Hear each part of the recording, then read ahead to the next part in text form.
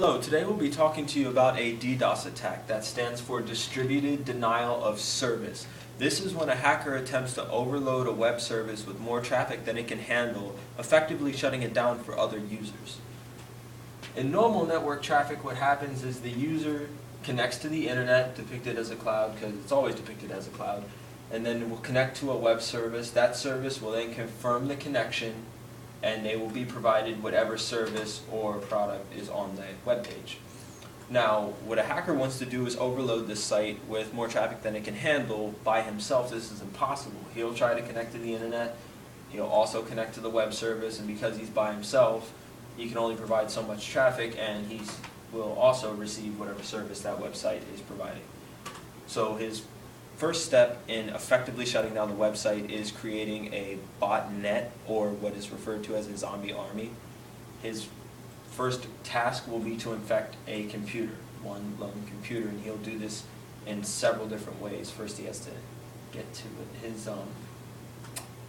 His list of tools to infect a computer are an operating system vulnerability. This can be anything from an older operating system to any one that it might have been currently found or is already known, by a drive-by download created either by an infected site or a site that the hacker is hosting, or by an infected email attachment. Those are the three biggest methods for getting this onto the other person's computer. Now, what this is a bot client, and that is a software that is installed to a PC, and it hides from the user and it takes commands from the hacker. Now, after the hacker is finished infecting the first computer, his next task is to have that computer, which is now depicted by the bad guy symbol, infect the other computers in the network. And what this does is it uses the same method the hacker used to infect the first computer, scanning for vulnerabilities until it infects all the computers necessary for the hacker to shut down the website. At this point, he has his botnet or his zombie army. So at this point, all he has to do is command his zombie army through a previously configured chat room to attack the web service. Now, once he gives the command, they start sending massive amounts of traffic, and the website is shut down. So, you as the user won't notice this because it's all happening in the background. What's going to happen to you is you will again attempt to connect to the internet, which will go on without a hitch, but when you attempt to go to the web service, you will not be able to receive any type of confirmation as it's too busy dealing with all of the extra traffic created by the botnet.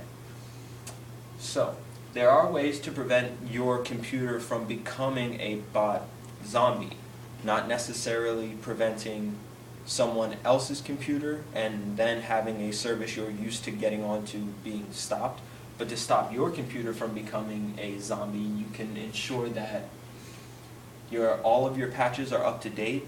Now, this is making sure that all of the updates from Windows, or if it's a Mac or whatever PC you're using, are current, so that effectively shrinks the amount of time a hacker has to infect your computer. The next is to make sure that your antivirus is current, so that all known exploits or virus signatures are known and can be scanned for. Next one is to be cautious of certain websites. If you don't trust the website, try not to go onto it, and if you are questionable of any website, you can always use the HTTPS prefix before you go to the website.